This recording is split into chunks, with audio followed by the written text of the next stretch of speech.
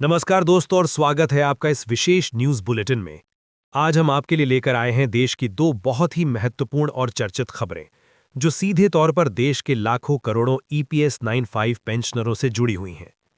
ये सिर्फ खबर नहीं बल्कि एक आंदोलन की गूंज है, न्याय की लड़ाई की एक नई इबारत है। तो बिना देरी किए चलिए शुरू करते हैं। पहली बड़ी खबर, दिल्ली के जंतर मंतर पर तैयार हो रहा है इतिहास।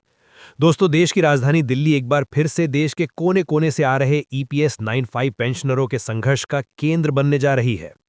3 और 4 दिसंबर की तारीखें इस बार सिर्फ तारीखें नहीं बल्कि एक ऐतिहासिक घटना के साक्षी बनने वाली हैं। जी हां, दिल्ली के प्रतिष्ठित और ऐतिहासिक जंतर मंतर पर राष्ट्रीय संघर्ष समिति के बैनर तले एक ऐसा जन आंदोलन शुरू होने जा रहा है जिसके बारे में कहा जा रहा है कि यह अपने आप में एक मील का पत्थर साबित होगा। इस आंदोलन की खास बात यह है कि इसे सिर्फ आम पेंशनरों का ही नहीं बल्कि देश के जनप्रतिनिधियों का भी भारी समर्थन मिल रहा है। हमारे सूत्रों से मिली जानकारी के मुताबिक देश के विभिन्न राज्यों और राजनीतिक दलों से जुड़े कई सांसद इस आंदोलन में सीधे तौर पर शामिल होने की पूरी तैयारी में हैं। लेकिन यहां एक बात गौर करने वाली है, ये सांसद सिर्फ मंच से भाषण देकर चले जाने वाले नहीं हैं, बल्कि वे जंतर मंतर पहुंचकर धरने में बैठेंगे, पेंशनरों के साथ कंधे से कंधा मिलाकर खड़े होंगे और सरकार के सामने अपनी एकमात्र मांग को पूरे जोर शोर से रखेंगे। उनकी मांग स्पष्ट और एक ही है, ईपीएस 95 पेंशन योजना से जुड़े सभी पेंशन भोगियों की न्याय संगत और जायज मांगों को तुरंत बिना किसी देर से मान लिया जाए। और तो और ये आंदोलन सिर्फ 2 दिन तक सीमित नहीं रहने वाला। सूत्रों का कहना है कि अगर सरकार की तरफ से कोई ठोस और सकारात्मक जवाब नहीं आता है तो ये 5 दिसंबर तक यानी एक लंबी लड़ाई की शुरुआत के रूप में भी जारी रह सकता है। इसका मतलब साफ है कि ये कोई सामान्य प्रदर्शन नहीं बल्कि एक ऐसा निर्णायक संघर्ष है जिसमें संसद के सदस्य भी सीधे शामिल होंगे। ये दृश्य दुर्लभ होगा जहां संसद के भीतर बैठे लोग संसद के बाहर सड़क पर उतरकर जनता के हक की लड़ाई लड़ रहे होंगे। दूसरी बड़ी खबर, गुजरात से आई एक सुखद और ठोस खबर। अब बात करते हैं दूसरी बहुत ही महत्वपूर्ण खबर की जो गुजरात से सामने आई है।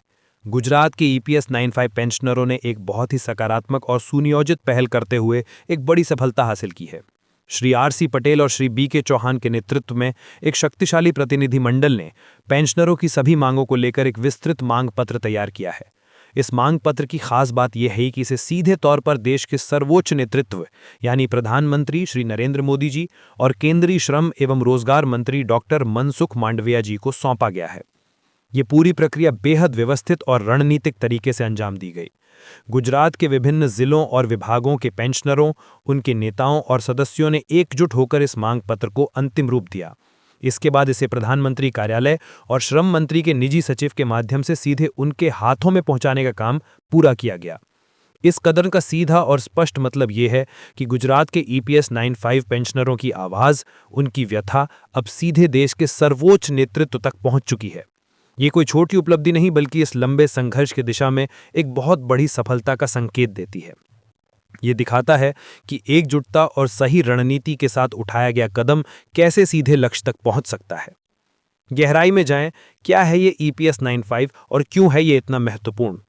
अब जैसा कि हमने इन दोनों बड़ी खबरों पर चर्चा की तो आपके मन में एक सवाल तो जरूर उठ रहा होगा कि आखिर ये ईपीएस 95 है क्या और क्यों इसके लिए इतना बड़ा आंदोलन, संसद के सदस्यों का समर्थन और इतनी लंबी लड़ाई लड़ी जा रही है। तो चलिए हम आपको इसकी पूरी कहानी समझाते हैं। ईपीएस 95 का मतलब है एम्प्लॉई पेंशन स्कीम 1995। ये योजना उन सभी कर्मचारियों के लिए है जो प्राइवेट सेक्टर में काम करते हैं और ईपीएफओ के सदस्य हैं। सितंबर 2014 में केंद्र सरकार ने इस पेंशन योजना के तहत न्यूनतम पेंशन की राशि 1000 रुपये प्रति माह तय की थी। लेकिन दोस्तों, सवाल ये उठता है कि आज के इस दौर में जब एक कप चाय का भी दाम 20 से 25 रुपए है, 1000 रुपये की मासिक पेंशन किस काम की। ये राशि तो एक व्यक्ति के अकेले गुजारे के लिए भी नाकाफी है, फिर उसके परिवार का क्या। यही वो मूल कारण है जो इस पूरे संघर्ष की जड़ में है। पेंशनरों की मांग साफ और स्पष्ट है कि इस न्यूनतम पेंशन को बढ़ाकर कम से कम 7500 रुपये प्रति माह किया जाए। ये मांग किसी सनक या मनमाने की उपज नहीं बल्कि इस महंगाई के दौर में एक गरिमापूर्ण जीवन जीने के लिए जरूरी न्यूनतम राशि है। तकनीकी पक्ष समझें, कहां से आती है ये पेंशन। अब इस मुद्दे को पूरी तरह से समझने के लिए थोड़ा तकनीकी पक्ष भी जान लेना जरूरी है। दरअसल जब कोई कर्मचारी ईपीएफओ के सदस्य के रूप में किसी संगठन में काम करता है तो उसके वेतन का एक हिस्सा प्रोविडेंट फंड में जमा होता है। नियम के मुताबिक कर्मचारी के मूल वेतन का 12% हिस्सा उसकी ओर से ईपीएफ में जमा होता है। इसी तरह उसके नियोक्ता यानी एम्प्लॉयर की ओर से भी उसके वेतन का 12% हिस्सा जमा किया जाता है। लेकिन यहाँ एक महत्वपूर्ण बात आती है। एम्प्लॉयर के इस 12% योगदान में से 8% सीधे ईपीएस यानी एम्प्लॉई पेंशन स्कीम में चला जाता है, जबकि शेष 3.67% हिस्सा कर्मचारी के ईपीएफ खाते में जमा होता है। तो ये थी तकनीकी बात, जिससे आप समझ सकते हैं कि ईपीएस के तहत पेंशन के लिए जमा राशि आती कहां से है।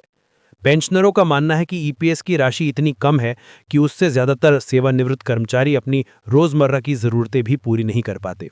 इसलिए ईपीएस 95 मिशन के तहत इसी पेंशन को बढ़ाने की मांग लेकर ये पूरा आंदोलन चल रहा है। ये था आज का हमारा विशेष न्यूज़ बुलेटिन। उम्मीद है आपको जानकारी पसंद आई होगी। अगर आपको इस विषय में और भी कुछ जानना हो तो कृपया हमें कमेंट सेक्शन में ज़रूर बताएं। और हाँ, इसे शेयर करना बिल्कुल ना भूलें ताकि ये महत्वपूर्ण जानकारी ज़्यादा से ज़्यादा लोगों तक पहुंच सके। धन्यवाद। जय हिंद, जय भारत।